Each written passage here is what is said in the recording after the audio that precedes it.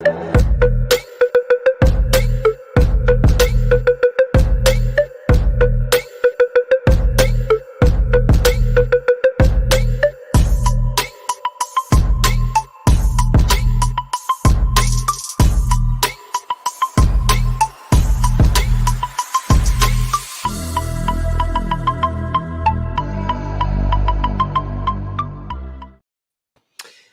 guys and welcome to Oddspedia Premier League 13th match day, and we have Tom Rennie with us. Tom, there are some strange things happening around us. Solskjaer is out, Norwich are winning games. What's going on? I would suggest that anyone doing betting predictions of the Premier League is a very, very brave man, and you should definitely trust him. Yeah, like you, for instance, right? Exactly. All right, so let's trust you another week then, guys. Ask any question. Remember to Tom. He knows everything about Premier League. And don't forget to leave your comments with your tips or whatever you want to tell us. And also, don't forget, click on the like, subscribe, and click on the bell to get notifications. And now, let's go on with the show.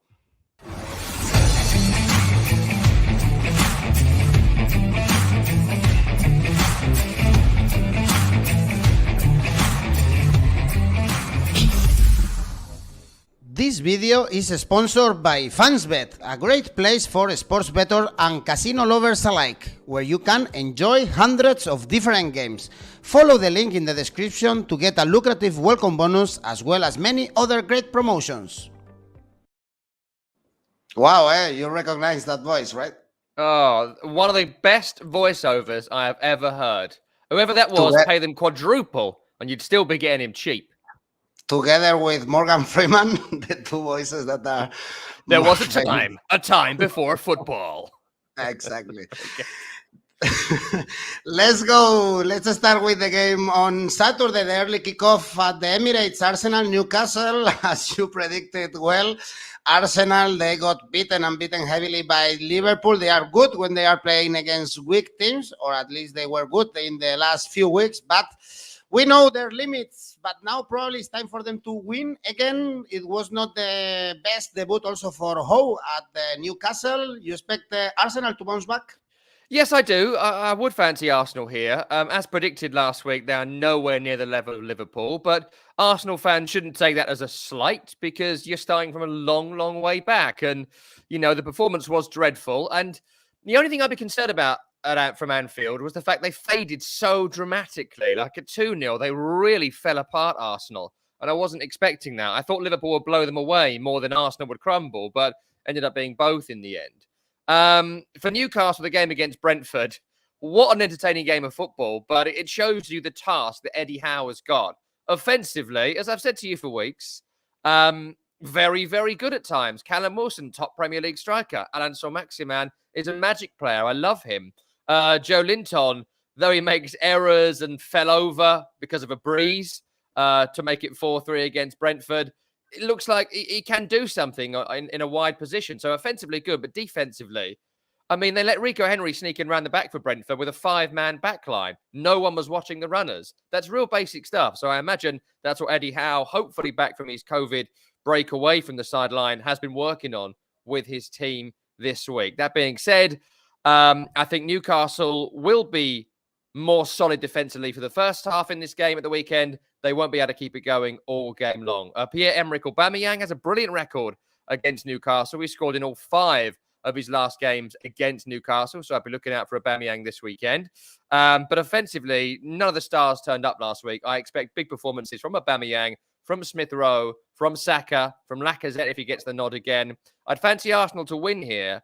I'd be looking at goalless at half-time, Arsenal to come on strong as the game goes on, look for 2 or 3 or maybe 4, all goals in the second half, Arsenal to win. Second half then entertaining for you. If it was interesting that Newcastle Brentford probably was also very entertaining. The draw against Crystal Palace and Burnley, 7 undefeated games for Crystal Palace. Now they are facing Aston Villa, so positive also a start for Steven Gerrard, 2-0 against Brighton. Do we trust again Crystal Palace? We like Vieira's job so far. Oh, I love the way you asked me, do we trust these teams? Because it's such a difficult thing to answer. I think that Look, Crystal Palace have played really well this season. They've been superb offensively. I was surprised by their defensive lapses against Burnley last week. But one thing I will be looking at here is Christian Benteke. I said last week, Benteke to score and Benteke to score a header. It happened. I back it again this week. Benteke to score is around 5-1. Him to score a header is around 7-1. You can get it 10-1 in some markets. And I spoke to a couple of members of the Palace backroom staff recently. And one of them said to me, they said to Benteke, just get in the box. Don't run around. Don't pass the ball. Don't cross the ball. Don't get involved in the build-up. All we want is for you to be in the penalty box, so we'll get you the ball. And if you have 5 chances, you'll score one of them. And that's happening. And I think they'll get plenty of chances against an Aston Villa side who they struggled and laboured against Brighton last week. I say it every week, and I'll say it when we speak about Brighton later. If Brighton had a striker, Brighton would win more games. They haven't got a striker, so it didn't beat Villa last week. And Villa caught them on the break a couple of times and got the victory. I don't think we learned a great deal about Aston Villa under Steven Gerrard, apart from these players want to play for Steven Gerrard. Draw market, interesting here, around 12-5. That's what I'd be looking at for this one. Draw, Benteke scores in the game. Both teams score. That's what I'd be looking at.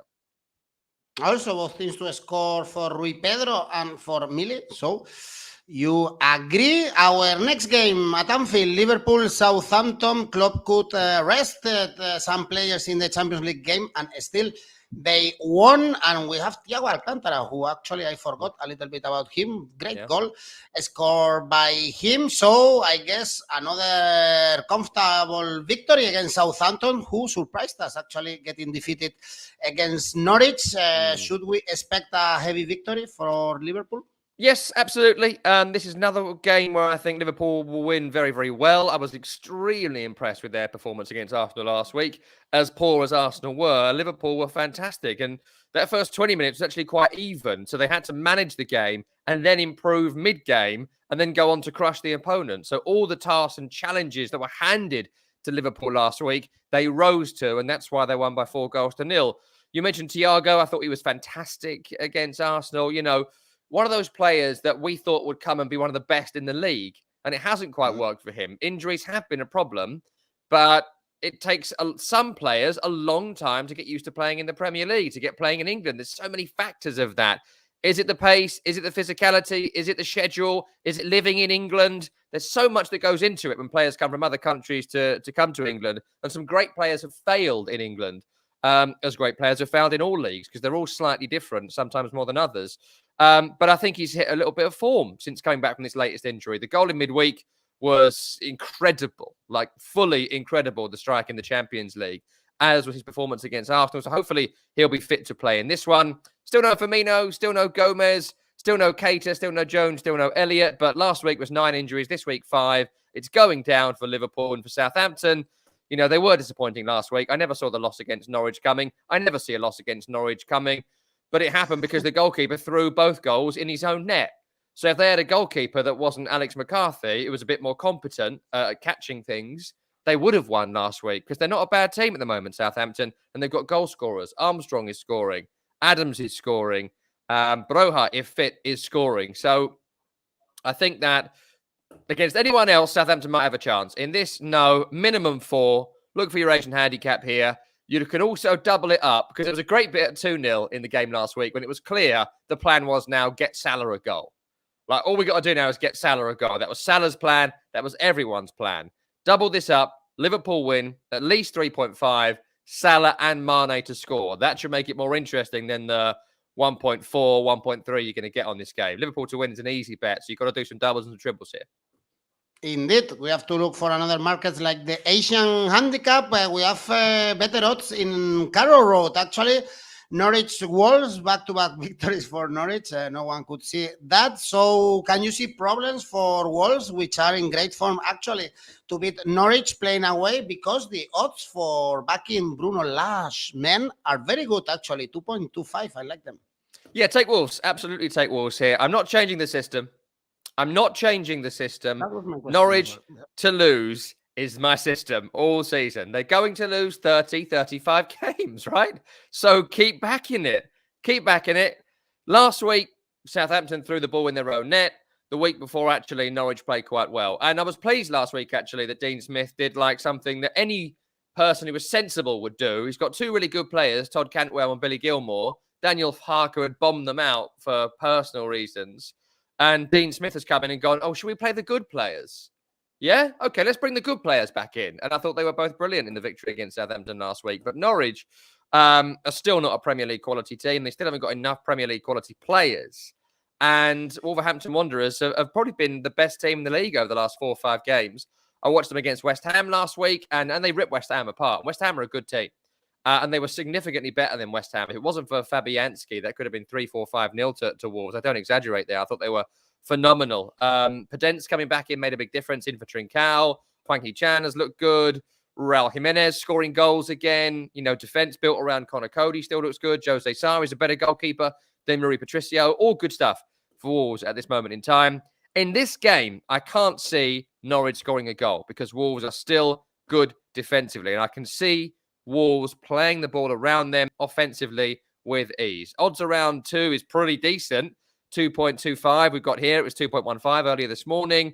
So I'd take Wolves to win here just flat because you'll make some money on that. You'll double your money. If you want to make it more interesting, Wolves win without conceding. Wolves score at least 2 goals in this game. And if you double that up with Raul Jimenez, who's back scoring again, it could be quite interesting. Very good odds. Very, very good odds to back Wolves. Rui Pedro is going for both teams to score.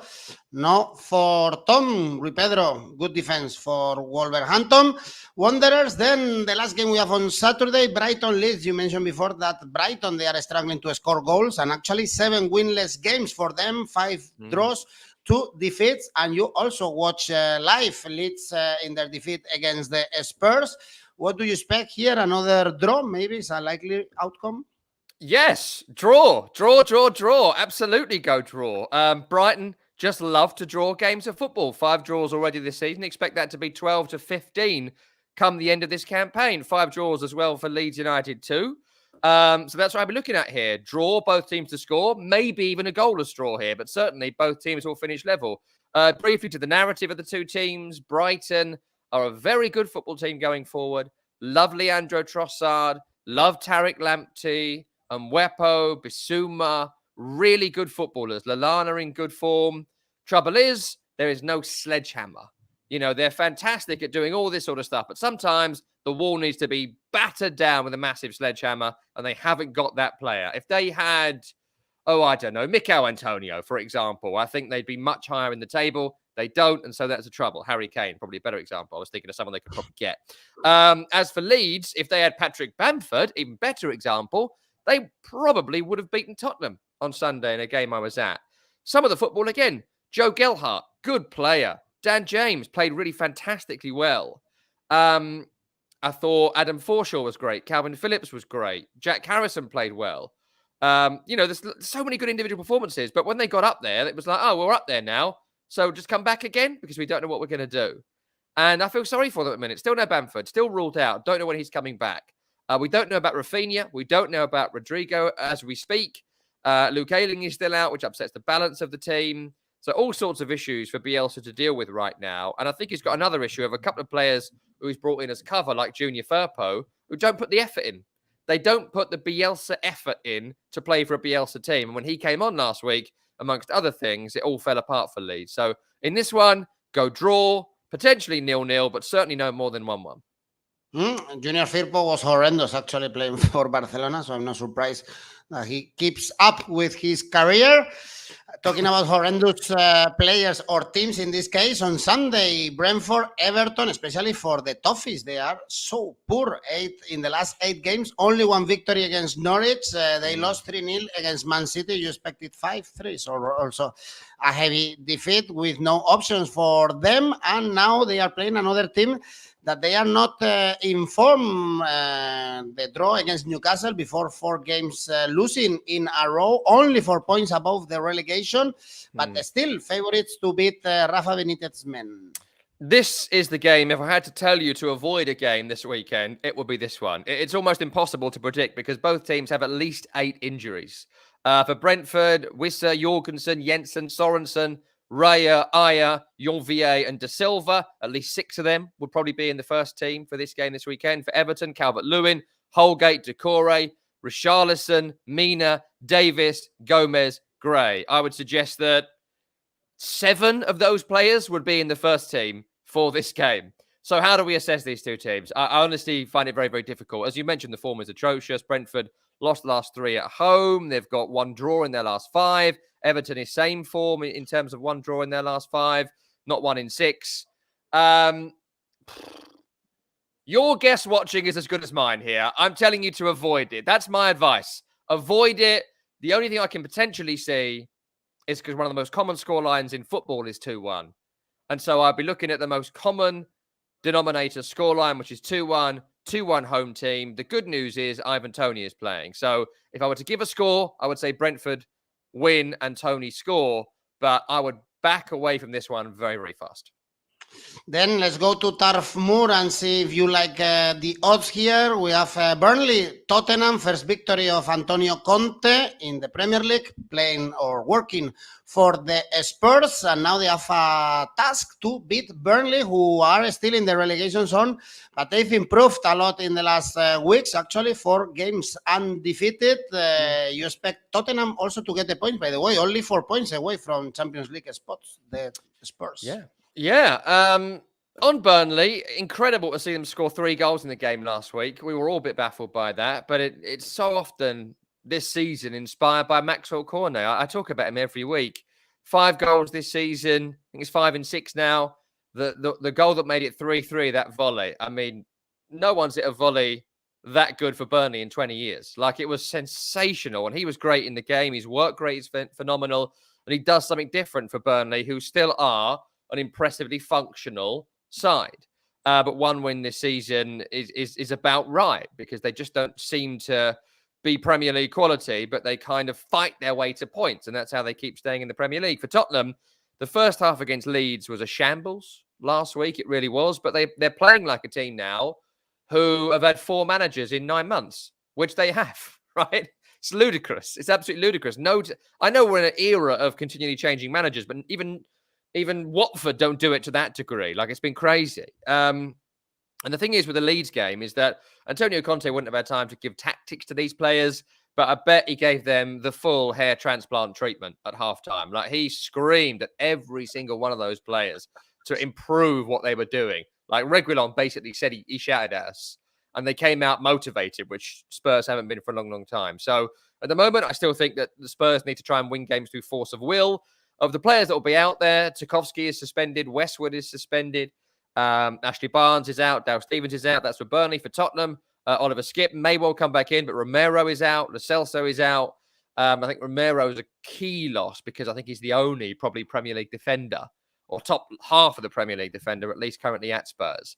Tough game to call this. I wouldn't back Burnley at all this season. Might look at double chance, draw and win in favour of Tottenham Hotspur. I mean, you can't even go for the banker bet these days of Harry Kane to score, because it was another week last week where he didn't spend a great deal of time in the penalty box.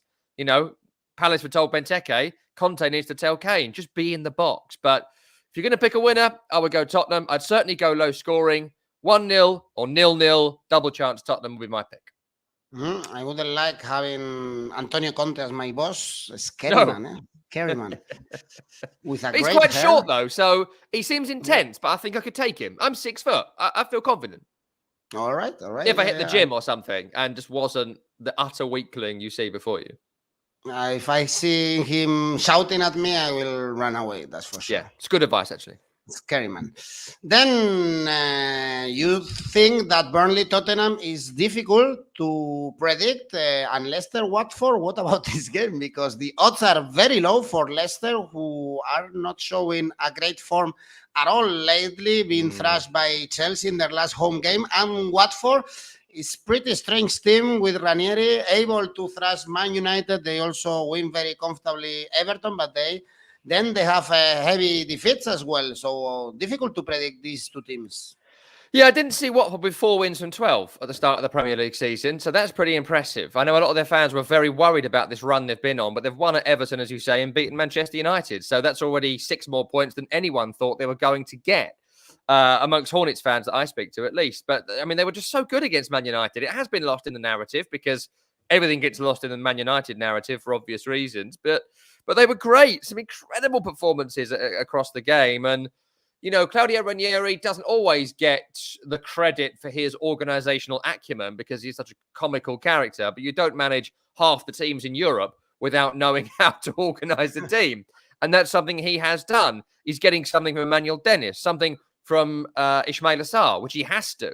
Sissoko was a very shrewd signing for Watford in the centre of midfield. So they've made some good purchases. They look like they're playing well, and Ben Foster's having a bit of a rejuvenation at 38 as well in goal. But for Leicester, we expect more, right? We all expect more from Leicester. This time last year, they were third on 24 points. That's where they'd be this season if they had 24 points. This season, they're in 12th with 15 and 5 defeats already. I thought they were pitiful at the weekend against Chelsea. They were awful against Arsenal at home before that. So the home form has been particularly bad. I fancy Watford. I actually quite fancy Watford because I just haven't seen anything from Leicester which makes me think they're going to be able to win a game of football. No Tielemans, no Fofana, no Ricardo, no Justin. Almost everyone's out of form simultaneously. And despite Watford's injury issues themselves, I think Ismail Assar might be a slight doubt for this one, the same as Nkulu, the centre-half, who was great last week. I'd still fancy them to go there, be more organised, be more focused. Ranieri returns to Leicester. If you're looking for a crazy bet this weekend, go just Watford to win. Don't be fancy. Don't double it up. But I will put a few quid on Watford to win this weekend because there's something not right at Leicester. It's true. Good odds, 5.6 right now. And Ranieri coming back to Leicester. Both teams to score, Mili is telling us as well. And Leicester, remember that they have a crucial game in the Europa League against Legia Warsaw on Thursday. They have to win, although Legia, they are so bad in the Polish League that if they don't win that game, they have to look about it. Then another 2 more games, actually 2 very good games. Man City, West Ham. We saw this week how good football team Man City are, beating even PSG, coming from behind. They were better than the French team, and also beat easily Everton, Man United. So travel for your West Ham. They have a very tough calendar actually, because also they are playing Chelsea very soon. I guess you only see a Man City victory, or perhaps we see another surprise actually for West Ham. Well, West Ham are very good in these games more often than not. They're very good against the better opposition. And as the Premier League has got broadly better, it's no surprise to me that West Ham have got better. They struggle against teams who are lower down the table. They always have done. But now they're continually pulling off big results against bigger teams and certainly putting in good performances. So I think West Ham will play well. I don't see this being a Man City thrashing this weekend. For Manchester City, as you said there, I thought they were phenomenal in the game against Paris Saint-Germain in midweek. First half, they bossed it. Second half, they came from behind against them. Against Everton last week, it's barely worth a mention because Everton are wasting all of our time right now. They were brilliant against Man United. Of course, the slip against Crystal Palace. I think West Ham will follow the Crystal Palace model, actually, almost to the letter. I think they've got as hard work in a midfield as Crystal Palace. I think Declan Rice can be Conor Gallagher. I think Saïd Benrahma can be Wilfried Zaha. I think Antonio, who didn't travel for West Ham on Thursday to the Europa League game, can do Christian Benteke. So I think they'll try and play a similar way. Now, I don't discount West Ham here.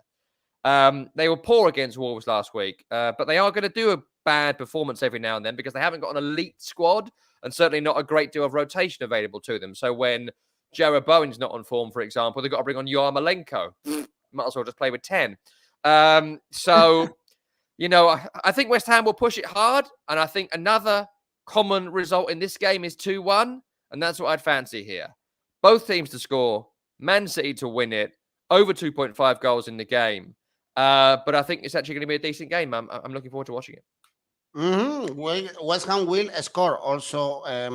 Mili is telling us, and our last game, the best one probably in this match day, also together with Man City. West Ham, Chelsea, Man United. Any chance for Man United getting points at Stamford Bridge without Solskjaer? They won against Villarreal because they took advantage of Rulli's mistake, but Chelsea, they've been pretty impressive actually. Even without Lukaku, they are able to score. They smashed Juve, they smashed Leicester. That's why the odds are not that bad actually, and if we go for Chelsea Asian handicap, I'm sure we can find very good odds. Oh, Man United, what a tough team to assess they are at this point in time. I think that It's great news for everyone that Ole Gunnar Solskjaer's gone. I think that the fans who treated Solskjaer like a cult chose the wrong cult leader. And I hope they're able to get over losing Ole Gunnar Solskjaer, because he was a very competent to good manager, but his race was run at Man United. They should have done handshakes all around in the summer, but everybody knew that, even Solskjaer. And we've got to this predictable, unfortunate situation where his reputation is the only thing that was getting damaged at this point. So good to see him go, and hopefully he kind of won't come back to the Premier League, apart from to the lounges at Man United for a few handshakes with the cultists. But they were very good in midweek, Man United. You know, that they played well. You mentioned the mistake by Rooney. Absolutely, it took that. But think about Fred's anticipation. Think about the way Rashford played. Think about the way Ronaldo played. You know, there was a focus to Man United in midweek in the Champions League, which we've not seen for a while.